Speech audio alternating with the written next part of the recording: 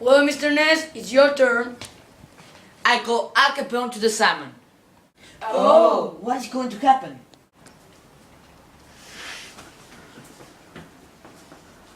Do you swear by God that you say all the truth? I swear.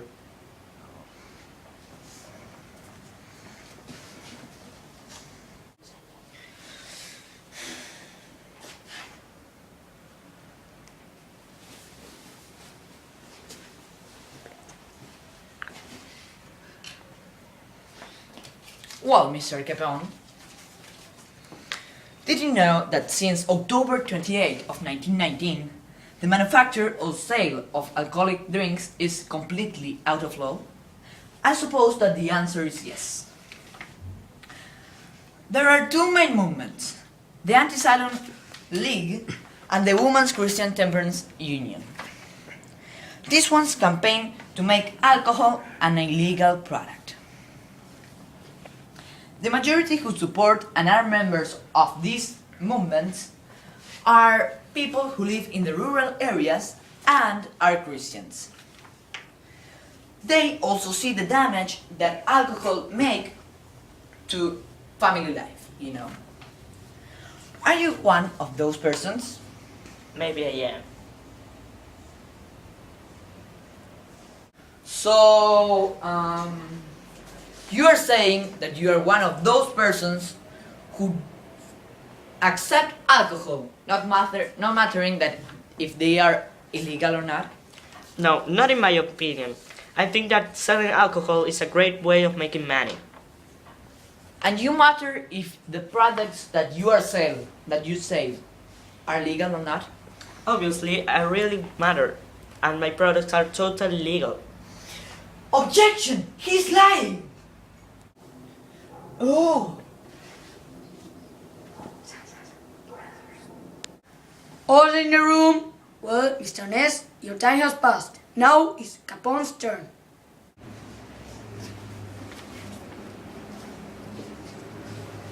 I call to my client, Mr. Capone, to the salmon. Do you swear by God that you say all the truth? I swear.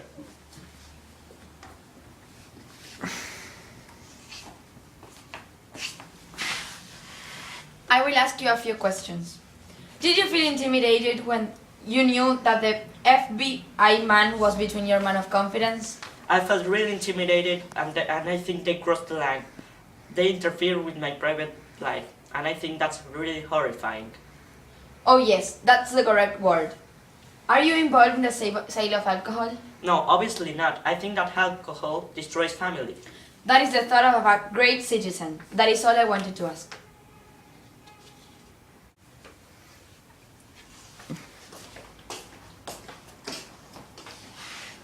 Well, Mr. Ness, it's your turn. I called Isidore Einstein to the salmon.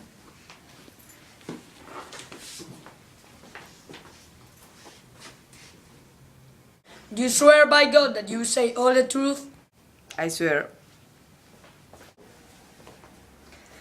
Many people know that you were a prohibition agent, that you were sent by the government to find and close illegal saloons that sold alcohol.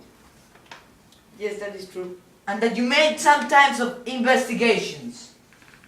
These ones consisted in knowing how many times you needed to find alcohol in a city. Is that true? Yes, that is true. So you can tell me how much time you spent in looking for alcohol in Chicago? In Chicago, I need 21 minutes to find out. Did you know that in 1919 there were less saloons than nowadays? There is more demand than what there had been before. Yes, and that prohibition it's very difficult to enforce because there are little agents in a big area, and a part of this, these agents are paid very poorly. So the demands of alcohol increased with prohibition. So you are saying that prohibition led to massive corruption. Yes, and also in Chicago, there are many gangs who sell and manufacture and there is one famous who leader in present in this hall. Objection! He's accusing without evidence. Order in this room. Mr. Ness, Mr. Einstein, you can return to their seats. Mr. Einstein, Mr. Ness, thank you. Here, I have my verdict. I have decided that because of the fault of evidence, I declare Alphonse Capone innocent. No!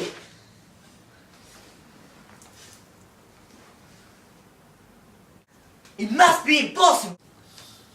Can't believe it!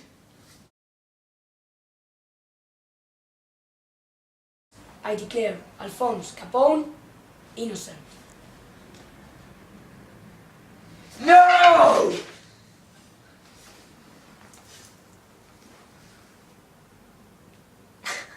It must be impossible! Can't believe it! Se cortaba, ¿no? No, de verdad, no es Darín, por Dios. No. ¿Por qué? Lo sabía de memoria, lo sabía bien. Lo sabía bien. Furthermore, no. No furthermore. Furthermore. Action. Furthermore, está bien. Action. So you're saying that prohibition led to massive corruption? yes, and also in Chicago, there are many gangs who sell and Manufacture? yes.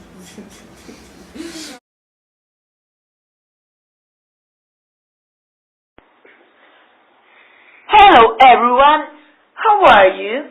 I hope that the answer is fine. During this afternoon, we'll have in our radio show 3 guests. They are called Alphonse Capone, Isadore Einstein, known as Izzy Einstein, and the great Elliot Ness. We will start with Al Capone. Hi, Alphonse. Hi, Michael. How are you doing? Fine, and you? Fine, thanks. Where did you go today? The IRS was looking for information about my tax evasions. They hired an agent called Eddie O'Hare, who controls dog races. Then, he told them where they could find my financial records, and I was sentenced to 11 years in federal prison. What did you do when Prohibition started? Torio had his club and was constantly horrifying the boss to establish underground drinking establishments, but he constantly desired him to, so he sent me to kill Torio and Torio became boss of Chicago, and I became boss of alcohol of the city. Why did you move to Chicago? I was born in Brooklyn in 1899. From the beginning, I had never responded well to authority, and I joined the street gang led by Johnny Torrio and Lucky Luciano. In December 1918, I killed a man in an argument, and instead of facing the charges, I called my old friend Torrio, who was in Chicago, and I moved there. What was your business in Chicago like? At first, I was the manager of alcohol, but after Torrio was seriously injured in an assassination attempt, he dropped out, and I became head of the Chicago Mafia. And I had half the Chicago police force, major, governors in my control. I made fortunes thanks to prohibition. I made around 60 million a year. It was a great business. Bye, Alphonse. Thank you very much. No, thank you, Michael. Well, our second guest is presented by Coca-Cola Company. Hi, Izzy. Hi Michael, how are you doing? Fine, and you? Fine.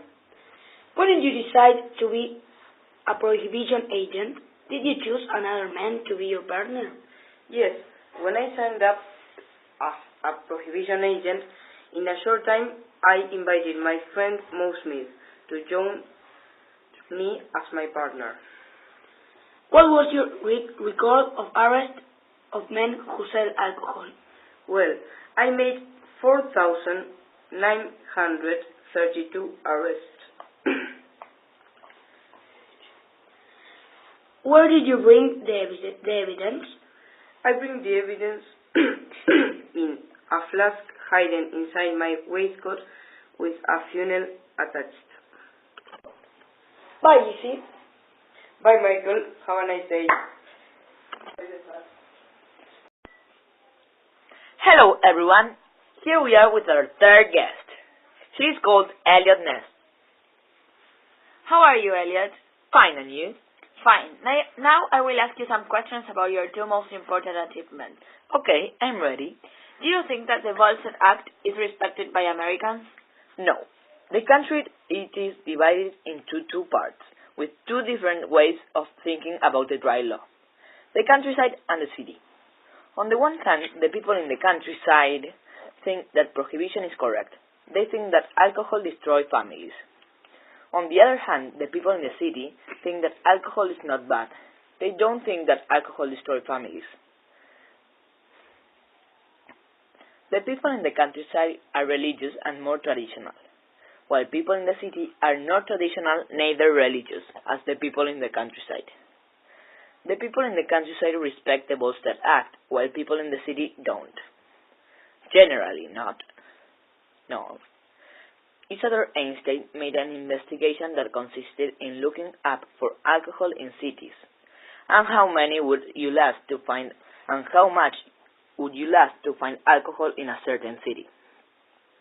For example, in Chicago, you last 21 minutes in finding a place where to drink alcohol. There are many saloons which are still open, and there are mafias that are related with the manufacture and selling of alcohol. Oh, that's very interesting. So generally the people in the city do not respect the Volstead Act, while people in the countryside do? Yes, that is what I wanted to say. Ah, perfect. Well, now we will go to some commercials. Do I hear about a new radio? Yes, it is new and very cheap. You can buy it on credit. And if you go now to the radio store in the city, you will have a spectacular discount. Perfect. Can we take up our conversation again? Yes, obviously.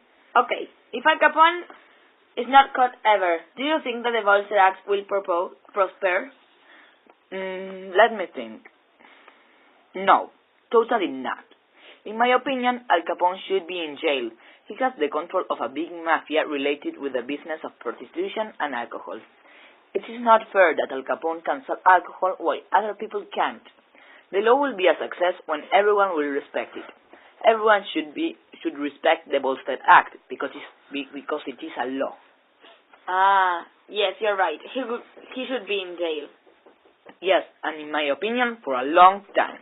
Perfect. Do you think that the Americans made a mistake by introducing prohibition?